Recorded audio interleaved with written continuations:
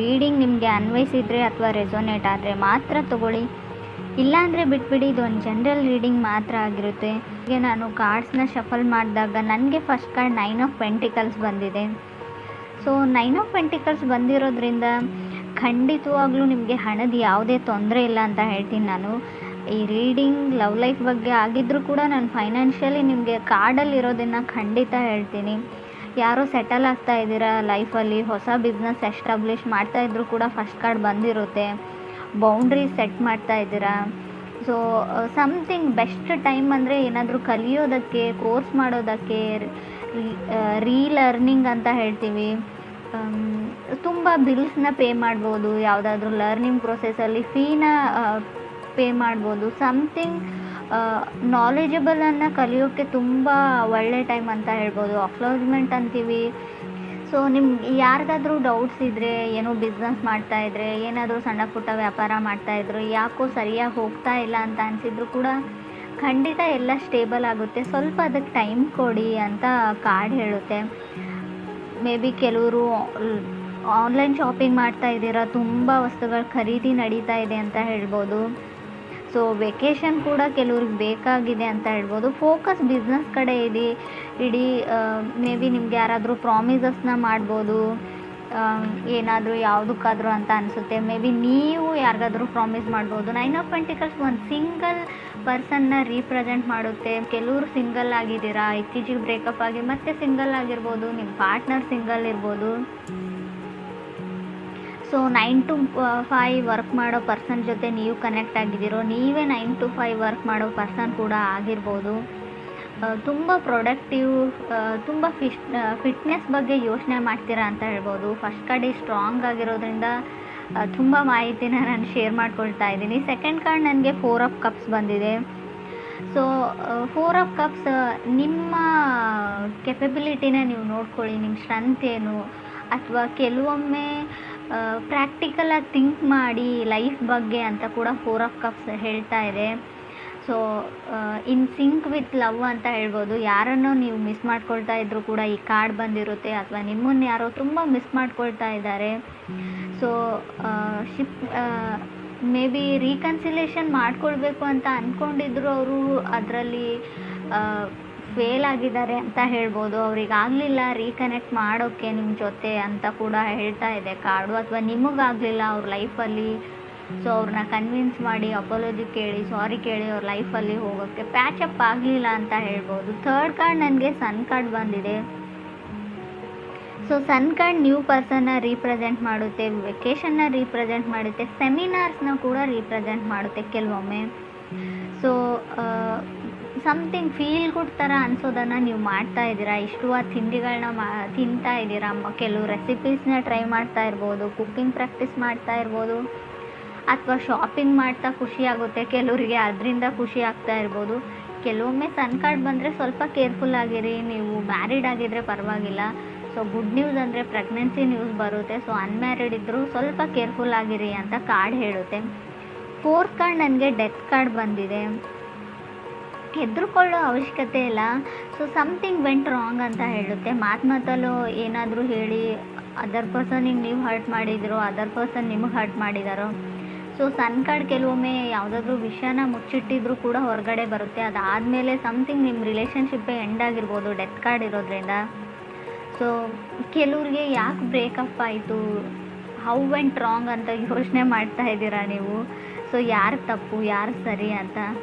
So ಕೆಲವರು ನೀನು ಮತ್ತೆ ನನ್ನ ಲೈಫಲ್ಲಿ ಕಾಣಿಸ್ಕೊಳ್ಬೇಡ ಅಂತ ನಿಮ್ಗೆ ಯಾರೋ ಹೇಳಿದ್ದಾರೆ ಅಂತ ಅಂದ್ಕೊಳ್ತೀನಿ. ಅಥವಾ ನೀವು ಯಾರಿಗಾದ್ರೂ ಈ ಸ್ಟೇಟ್ಮೆಂಟ್ನ ಹೇಳಿರ್ಬೋದು, ನೆವರ್ ಕಮ್ ಬ್ಯಾಕ್ ಅಂತ. ಮೇ ಬಿ ಅವ್ರು ಸಿಂಹರಾಶಿಯವ್ರು ಇರ್ಬೋದು. ಟ್ರಾನ್ಸ್ಫರ್ಮೇಷನ್ ಟೈಮ್ ಅಂತ ಹೇಳ್ತೀನಿ. ಸೊ ಸಡನ್ ಚೇಂಜಸ್ ಇರುತ್ತೆ, ಬಟ್ ತಾಳ್ಮೆ ತುಂಬ ಇಂಪಾರ್ಟೆಂಟ್ ಆಗುತ್ತೆ ಅಂತ ಕೂಡ ಕಾರ್ಡ್ ಹೇಳುತ್ತೆ. ಫಿಫ್ತ್ ಕಾರ್ಡ್ ನನಗೆ ವರ್ಲ್ಡ್ ಕಾರ್ಡ್ ಬಂದಿದೆ. ಲೆಟ್ ಗೋ ಮಾಡಿ, ಲೈಫಲ್ಲಿ ಏನೇ ಆಗಿರಲಿ, ಯಾರು ಏನೇ ಮಾಡಿರಲಿ, ಲೈಫ್ ತುಂಬ ದೊಡ್ಡದು. ಸೊ ಕ್ಷಮಿಸೋಕ್ಕಾದರೆ ಕ್ಷಮಿಸಿ ಆ ವ್ಯಕ್ತಿನ. ಸೊ ಪ್ಯಾಚಪ್ ಮಾಡಿಕೊಂಡ್ರೆ ಸರಿ ಹೋಗುತ್ತೆ ಅಂತ ಅನಿಸಿದ್ರು ಕೂಡ ಸೊ ಅವ್ರನ್ನ ನೀವು ಆ್ಯಕ್ಸೆಪ್ಟ್ ಮಾಡ್ಕೊಳ್ಬೋದು ಲೈಫಲ್ಲಿ. ಬಟ್ ಆಗೋದೇ ಇಲ್ಲ ಅಂತ ಅನಿಸಿದರೆ ಆ ವಿಷಯನ ಬಿಡಿ, ಅವ್ರನ್ನ ಮರೀರಿ, ಮುಂದೆ ಹೋಗಿ ನ್ಯೂ ಪರ್ಸನ್ ಜೊತೆ ಅಡ್ಜಸ್ಟ್ ಆಗಿ ಅಂತ ಕೂಡ ವರ್ಲ್ಡ್ ಕಾರ್ಡ್ ಹೇಳ್ತಾ ಇದೆ. ವರ್ಲ್ಡ್ ಕಾರ್ಡ್ ಕೆಲವೊಮ್ಮೆ ತುಂಬ ಬಿಸ್ನೆಸ್ ಏನಾದರೂ ಮಾಡ್ತಾ ಇದ್ದರೆ ಫಿಫ್ತ್ ಫೇಸಲ್ಲಿ ವರ್ಲ್ಡ್ ಕಾರ್ಡ್ ಡೆತ್ ಆದಮೇಲೆ ವರ್ಲ್ಡ್ ಕಾರ್ಡ್ ಇರೋದ್ರಿಂದ ತುಂಬ ಒಳ್ಳೆಯದು ಅಂತ ಹೇಳ್ಬೋದು ಬಿಸ್ನೆಸ್ ಮಾಡೋರಿಗೆ. ಸೊ ರೀಲೊಕೇಶನ್ನ ಕೂಡ ಹೇಳ್ತಾ ಇದೆ. ನಿಮ್ಮ ಪಾರ್ಟ್ನರ್ ಶಿಫ್ಟ್ ಆಗ್ತಾ ಇದ್ದಾರೋ, ನೀವು ಶಿಫ್ಟ್ ಆಗ್ತಾ ಇದ್ರೋ, ಅಥವಾ ಇತ್ತೀಚೆಗೆ ಮನೆ ಚೇಂಜ್ ಮಾಡಿದಿರೋ, ಅಥವಾ ಮನೆ ಚೇಂಜ್ ಮಾಡಬೇಕು ಅಂತ ಅಂದ್ಕೊಂಡಿದ್ರು ಕೂಡ ವರ್ಲ್ಡ್ ಕಾರ್ಡ್ ಬಂದಿರುತ್ತೆ. 6 ಕಾರ್ಡ್ ನನಗೆ 6 ಆಫ್ ವಾಂಡ್ಸ್ ಬಂದಿದೆ. ಸೊ ಕೆಲವ್ರಿಗೆ ನಾನು ಡೇಟ್ ಮಾಡಲ್ಲ ಯಾರ ಜೊತೆನೂ ಅನ್ನೋ ಸ್ಟೇಟ್ಮೆಂಟ್ ಇದೆ. ನಾನು ಸಿಂಗಲ್ಲೇ ಆಗಿರ್ತೀನಿ ಅಂತ ನೀವು ಹೇಳ್ತಾ ಇದ್ದೀರೋ, ಅದರ್ ಪರ್ಸನ್ ಹೇಳ್ತಾ ಇದ್ದಾರೋ. ಸೊ ಒಟ್ಟಿನಲ್ಲಿ ನಾನು ಯಾರನ್ನೂ ನಂಬಲ್ಲ.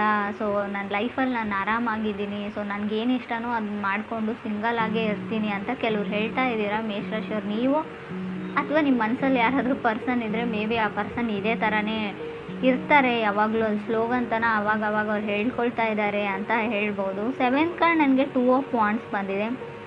ಸೊ ಪಾಸ್ಟ್ ಪರ್ಸನ್ ಅಂತ ಅನಿಸುತ್ತೆ. ಮೇ ಬಿ ಬ್ರೇಕಪ್ ಆಗಿ ತುಂಬ ವರ್ಷಗಳಾದಮೇಲೆ ಸೊ ಅವ್ರು ತುಂಬ ಸೆಲೆಬ್ರಿಟಿ ಆಗಿರ್ಬೋದು, ಲೋಕಲ್ ಸೆಲೆಬ್ರಿಟಿ. ಸೊ ನಿಮ್ಮ ಜೊತೆ ಬ್ರೇಕಪ್ ಆದಮೇಲೆ ಸ್ವಲ್ಪ ಅವರು ಲೈಫಲ್ಲಿ ಮುಂದೆ ಬಂದಿದ್ದಾರೆ, ಸೆಟಲ್ ಡೌನ್ ಆಗಿದ್ದಾರೆ, ಇವಾಗ ಚೆನ್ನಾಗಿದ್ದಾರೆ ಅಂತ ಹೇಳ್ಬೋದು ನೀವು ಅಥವಾ ಅದರ್ ಪರ್ಸನ್ನು. ಸೊ 8th ಕಾರ್ಡ್ ನನಗೆ ಪೇಜ್ ಆಫ್ ಕಪ್ಸ್ ಬಂದಿದೆ. ಕೆಲವ್ರಿಗೆ ನ್ಯೂ ಪರ್ಸನ್ ಇರುತ್ತೆ. ಪೇಜಸ್ ಯಾವಾಗಲೂ new information, new person, new starting, something new ಅಂತ ಹೇಳುತ್ತೆ ಕಾರ್ಡ್ ಹೇಳೋ ಪ್ರಕಾರ. 9th ಕಾರ್ಡ್ ನನಗೆ ಹರ್ಮೆಟ್ ಕಾರ್ಡ್ ಬಂದಿದೆ. ಸೊ ನಿಮ್ಮ ಲೈಫಲ್ಲಿ ನ್ಯೂ ಪರ್ಸನ್ ಬಂದಮೇಲೆ ನೀವು ಓಲ್ಡ್ ಪರ್ಸನ್ ಬಗ್ಗೆ ಥಿಂಕ್ ಮಾಡ್ತಾ ಇರ್ಬೋದು. ಇನ್ನೂ ಆ ಹಳೆಯ ವ್ಯಕ್ತಿ ನಿಮ್ಮ ಮನಸ್ಸಲ್ಲಿ ಇರ್ಬೋದು, ನಿಮಗೋ ಅದರ್ ಪರ್ಸನ್ಗೋ. ಸೊ ಆ ಪರ್ಸನ್ ನೆನಪಾಗ್ತಾ ಇರ್ಬೋದು ನಿಮಗೆ.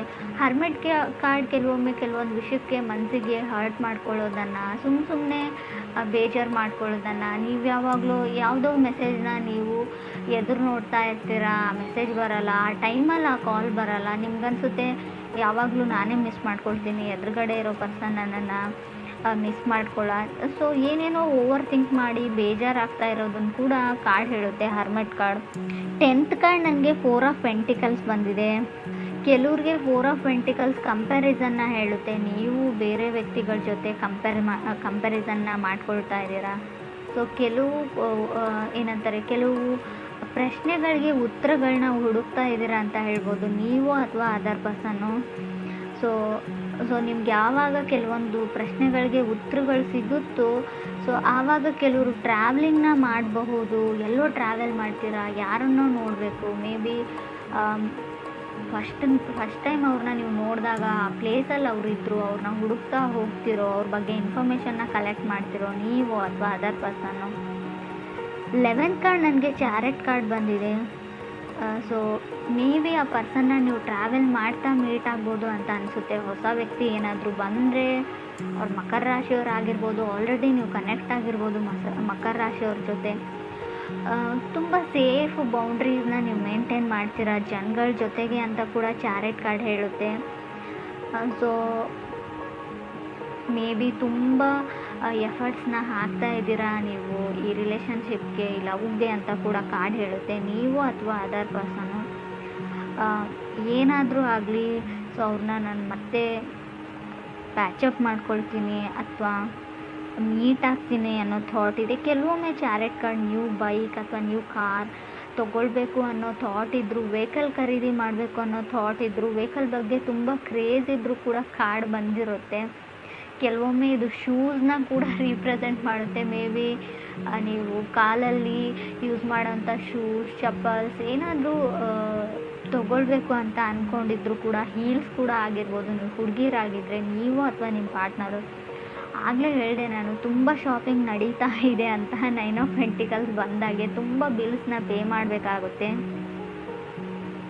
ಸೊ ಸ್ವಲ್ಪ ಹಣದ ಕಡೆ ಕೂಡ ಹುಷಾರಾಗಿರಿ. ಬಂದಿರೋದು 9 ಆಫ್ ಪೆಂಟಿಕಲ್ಸ್ ಕಾರ್ಡು. ಸ್ಟಾರ್ಟಿಂಗಲ್ಲಿ ತುಂಬ ದುಡ್ಡಿರುತ್ತೆ, ಮಧ್ಯದಲ್ಲಿ 4 ಆಫ್ ಪೆಂಟಿಕಲ್ಸ್ ಕೂಡ ಇದೆ. ಖಂಡಿತವಾಗ್ಲೂ ನಿಮ್ಮನ್ನು ಬೇರೆಯವರು ಅದರ್ ಪರ್ಸನ್ ಕಂಪೇರ್ ಮಾಡ್ತಾರೋ, ನೀವೇನು ಬೇಕಾದರೂ ತೊಗೊಳ್ತೀರಾ. ಮೇ ಬಿ ನಿಮ್ಮ ವೈಫ್ ಹೇಳ್ಬೋದು ನನಗೆ ದುಡ್ಡು ಕೊಡೋಲ್ಲ ಆ ಥರ ಈ ಥರ ಅಂತ. ಸೊ ಸಣ್ಣ ಪುಟ್ಟ ಜಗಳಗಳನ್ನೂ ನಾನು ಹೇಳ್ತೀನಿ, ಮನಸ್ತಾಪಗಳನ್ನೂ ಖಂಡಿತ ಹೇಳ್ತೀನಿ 4 ಆಫ್ ಪೆಂಟಿಕಲ್ಸ್ ಇರೋದ್ರಿಂದ ಫ್ಯಾಮಿಲಿ ಲೈಫಲ್ಲಿ.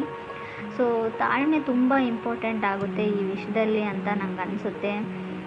ಮೋರೋವರ್ ಇಲ್ಲಿ ಚಾರೆಟ್ ಕಾರ್ಡ್ ಇರೋದ್ರಿಂದ ತುಂಬ ಸ್ಪೀಡಲ್ಲಿರೋದು ಒಳ್ಳೆಯದಲ್ಲ, ಸ್ವಲ್ಪ ತಾಳ್ಮೆ ಕೂಡ ಅಷ್ಟೇ ಅಗತ್ಯ ಅಂತ ಅನಿಸುತ್ತೆ. ತುಂಬ ರಶ್ಯಲ್ಲಿದ್ದೀರಾ ನೀವು ಅಥವಾ ನಿಮ್ಮ ಪಾರ್ಟ್ನರು.